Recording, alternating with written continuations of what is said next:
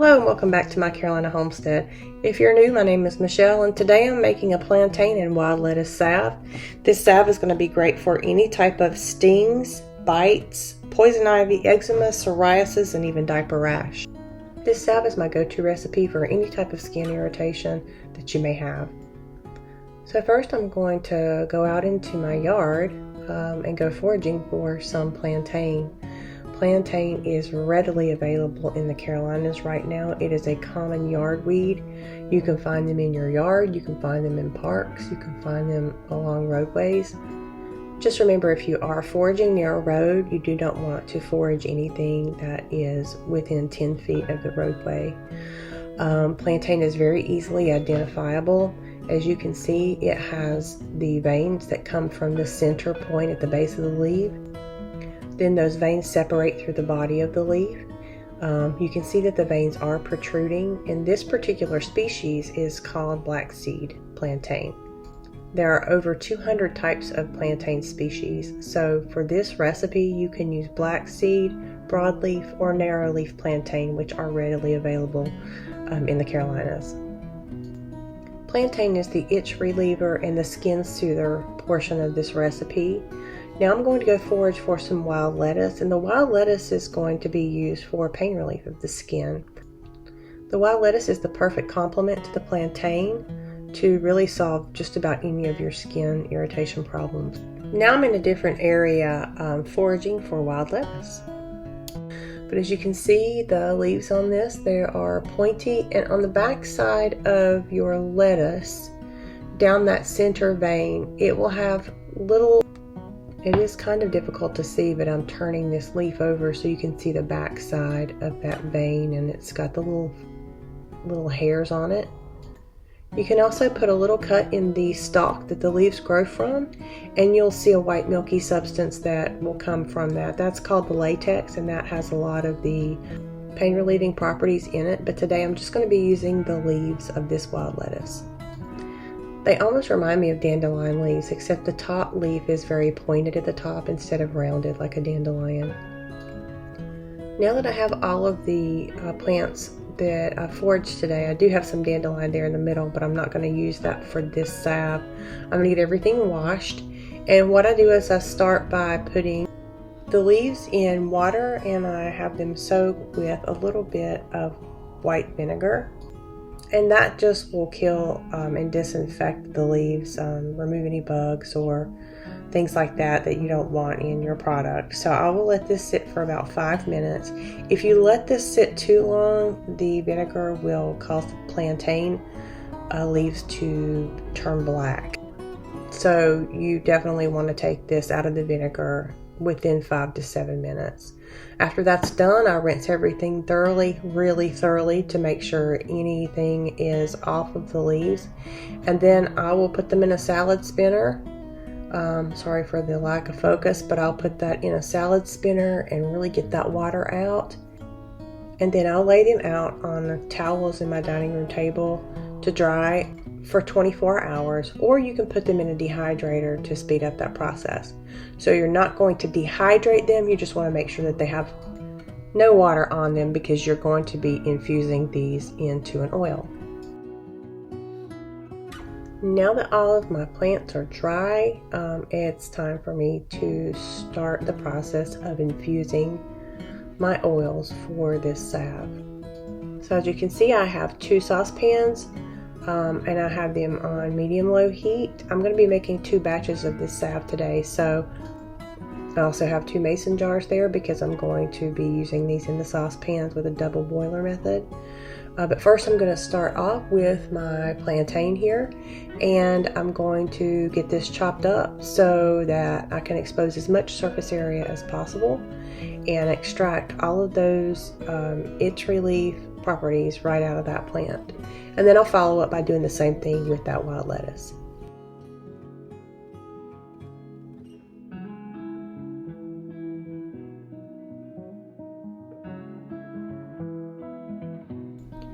So what I did is I chopped up half of my plantain and put it in the mason jar, and then I'm going to chop up half of the wild lettuce and put it in the same mason jar.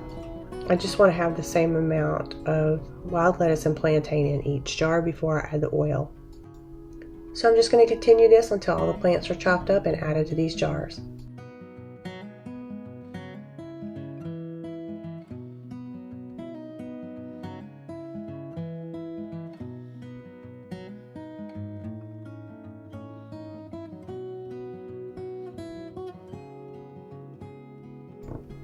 Okay, now that the jars are halfway filled, they may be a little over halfway, and now it's time to start with our oil.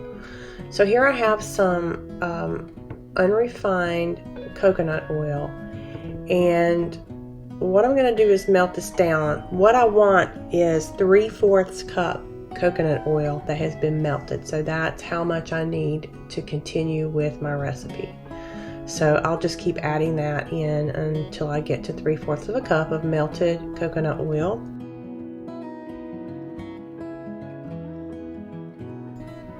Next, I'm going to add in some olive oil. I'm using a high quality olive oil that's single sourced, cold pressed, and I'm going to use about 1 1/4 cups of that added to my melted coconut oil.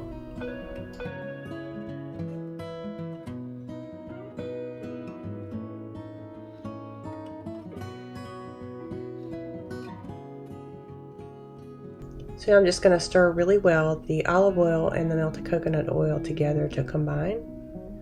And then I'm going to add those to my jars with my plants.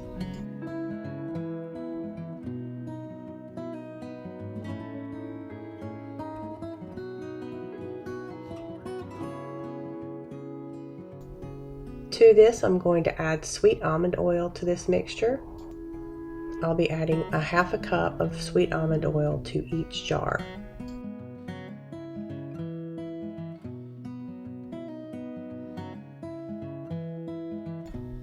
Now that the oils have been added to the jar, I'm just going to stir the oils with the plants together, and then I'm going to add the jars, 1 in each pot with that water at the bottom, and I'm going to let this water simmer for 3 hours. And what that does, the heat with the oils, it extracts the benefits or the healing properties out of these plants, and that brings that into the oil, which is what makes our salve effective. If you do not know how to double boil using a saucepan and a mason jar, I will link a video to my dandelion and nettle salve recipe where I show you how to use a double boiler method using a mason jar and a pot of water. When your 3-hour infusion is complete, you're going to add 1 cup of your infused oil to a mason jar. To that, you'll add 4 tablespoons of beeswax pellets and 2 tablespoons of shea butter. Using the double boiler method again, keeping this on low, we're just wanting this to heat up enough to melt those ingredients and combine them together. So I'm just going to continue to stir this until everything has melted and all of the solids have been dissolved. So here I am backtracking just a little bit. I did want to show you real quickly how I strained the infused oil when it was finished after the 3 hours. What I did is I put some cheesecloth with a rubber band over a mason jar and slowly strain that oil through. And as the plants come out into the little, I don't know what that's called, the little metal strainer, I will just press the oil out with the back of the spoon so that I'm not wasting any of that infused oil. And I will do that until I have strained out both jars.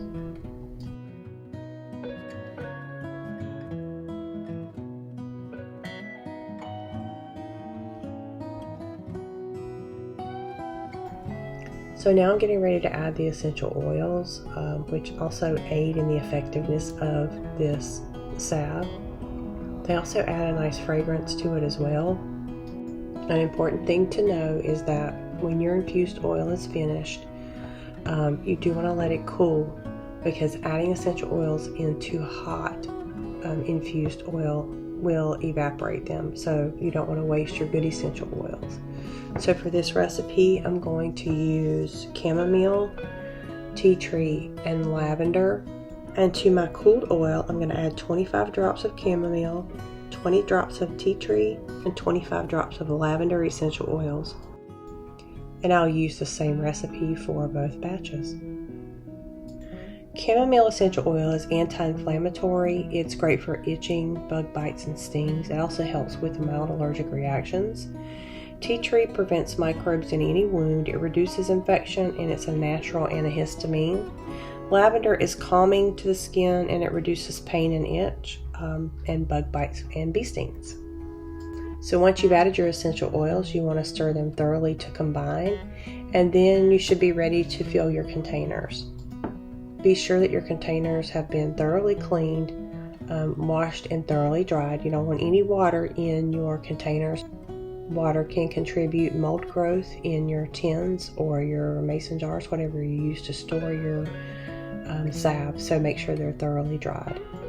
So now I'm just going to fill these tins and set them aside so that they can cool. You want to let them cool for at least 10 hours. I like to let mine cool overnight.